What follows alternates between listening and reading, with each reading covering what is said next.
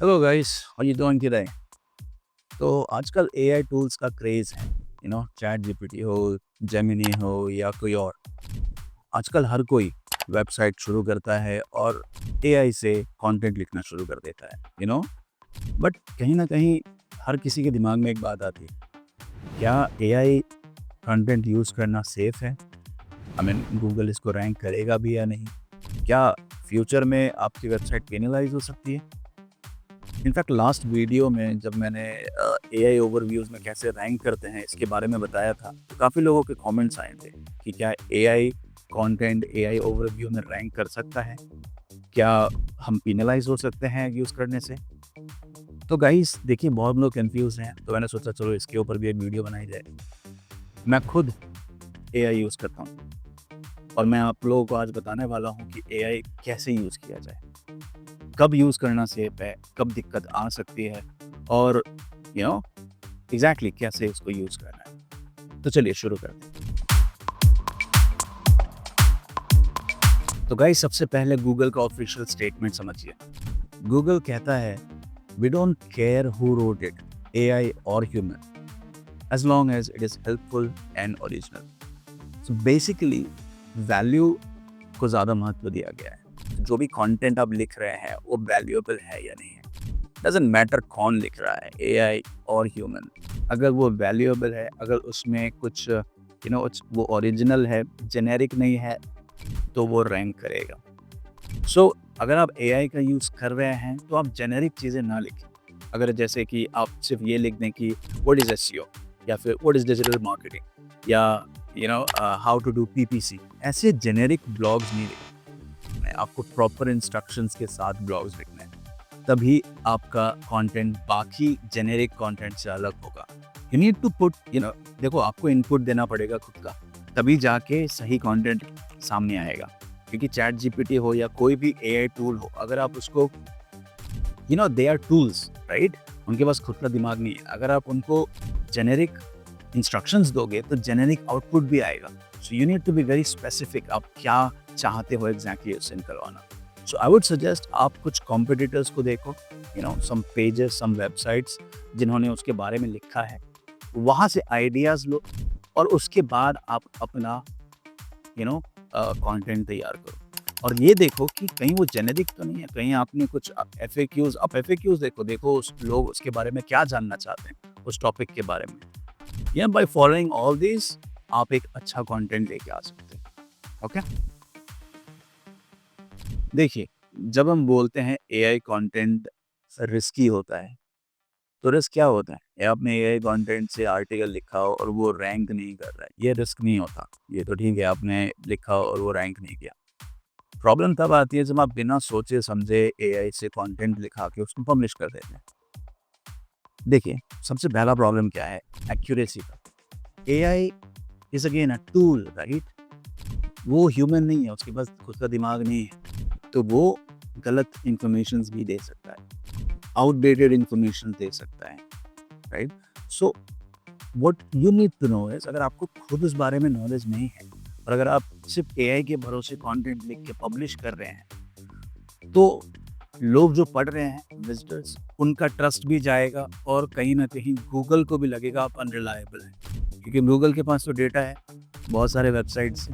अगर आप गलत इन्फॉर्मेशन पब्लिश कर रहे हैं तो आप कभी भी रैंक छोड़िए, आपको हो सकता है फ्यूचर में आपकी वेबसाइट पेनलाइज हो जाए। दूसरा प्रॉब्लम होता है जेनेरिक टोन। एआई गाइस, आप लोगों ने देखा होगा कि पहले तो एआई कंटेंट बनाना शुरू किया, उसके बाद में कुछ टूल्स हैं जिन्होंने ये भी पकड़ना शुरू किया कि ये एआई से लिखा है या नहीं है। तो कैसे वो हो रहा है? बिकॉज एआई एक जेनेरिक, एक फ्लैट टोन यूज़ करता है, कुछ वर्ड्स हर बार यूज़ करता है, और जिस कारण से अब अगर आप मेरे को कुछ आर्टिकल्स दोगे तो मैं भी बता दूंगा उसमें से कि ये एआई से लिखा हुआ है, ये में लिखा हुआ है। So I mean it's kind of flat tone, generic tone, कुछ बार-बार यूज़ किए गए वर्ड्स यूज़ करता है। तो इस कारण से एआई यूज़ करना, अगर आप देखो खुद का अपना इनपुट नहीं दोगे, तो एआई अच्छे आर्टिकल जनरेट करके नहीं दे पाएगा आपको। सो it's very important that you use your input. और तीसरा, अगर आप एआई के भरोसे अपनी वेबसाइट चला रहे हैं, तो बिना सोचे समझे, बिना कुछ रिसर्च किए अगर आप ब्लॉग्स पब्लिश किए जा रहे हैं, रोज़ का आपने सोचा कि सिर्फ ब्लॉग पब्लिश करते हैं, 10-10 ब्लॉग्स पब्लिश कर देते हैं and somehow we will rank, right? बिना सोचे समझे, बिना एसईओ के स्ट्रक्चर के, बिना प्रॉपर गाइडलाइंस के, बिना इंस्ट्रक्शंस दिए, बिना प्रॉपर प्रॉम्प्ट्स दिए अगर आप सिर्फ आर्टिकल्स पब्लिश करके उसको पोस्ट करते जा रहे हो, then your chances of getting penalized increases. तो आप अगर सोच रहे हैं कि आप पेनलाइज हो सकते हैं, तो यस डेफिनेटली अगर आप इस तरीके से एआई यूज़ कर रहे हैं, बिना सोचे समझे, तो डेफिनेटली आपकी वेबसाइट पेनलाइज हो सकती है। तो गाइस देखो, रिस्क है बट मैनेजेबल है अगर आप कंट्रोल्ड वे में यूज़ करते हैं। तो एआई का सही यूज़ क्या है? देखिए, एआई का बेस्ट यूज़ तब होता है जब आप उसको सपोर्ट के लिए यूज़ करते हैं, ना कि सब्स्टिट्यूट के लिए, right? So basically, don't just go ahead and write an article using AI. Use it to basically, आप उसको इनपुट दो, कुछ उसको चीज़ें बताओ कि ओके मेरे को ऐसा आर्टिकल चाहिए, मुझे ये सारे हेडिंग्स चाहिए, मुझे ये सब हेडिंग्स चाहिए, है ना? मुझे ये एफएक्यूज चाहिए, मुझे ये एक स्ट्रक्चर आप उसको बताओ। This is how you can generate a good article using AI, okay?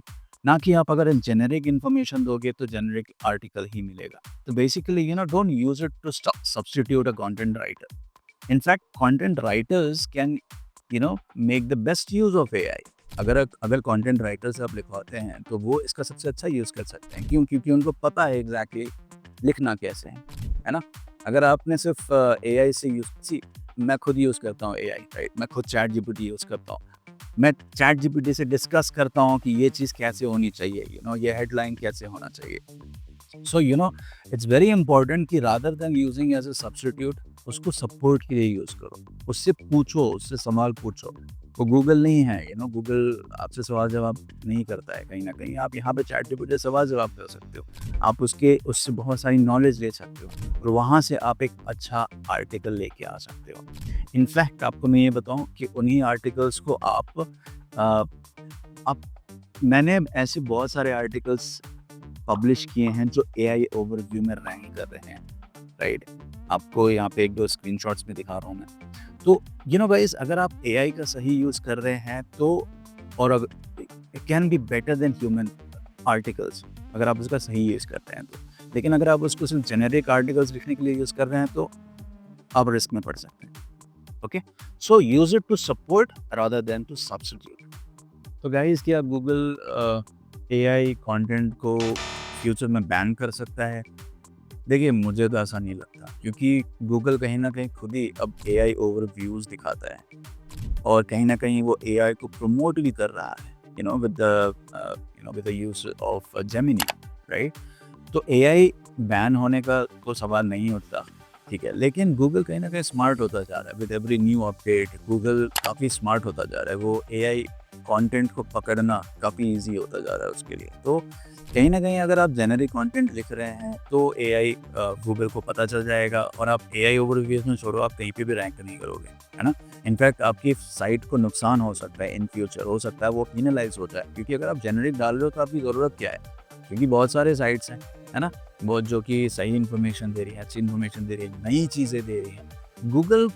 Google भूखा है इन्फॉर्मेशन का, राइट? अगर आप उसको जेनेरिक इन्फॉर्मेशन दोगे तो आपकी ज़रूरत नहीं है उसको, है ना?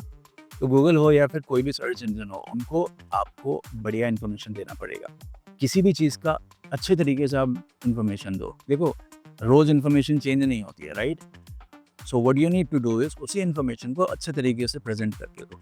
आप एआई से ये काम कर सकते हैं। आप एआई का सपोर्ट लेके आप ये काम कर सकते हैं। आप एक अच्छा आर्टिकल लिख सकते हैं एआई को यूज़ करके। लेकिन अगर आप उसको जेनेरिक यूज़ करेंगे तो you will never rank, believe me, okay?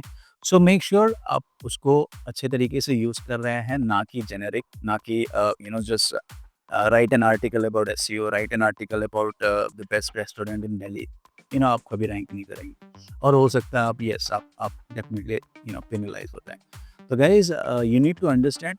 I hope आपको ये इस वीडियो में कुछ चीज़ें समझ आई हों कि एआई कंटेंट को कैसे यूज़ किया जाए एग्जैक्टली। क्योंकि अगर आप एआई को सही तरीके से यूज़ करेंगे तो आई एम टेलिंग यू, ये आपके गेम को बहुत बूस्ट करेगा।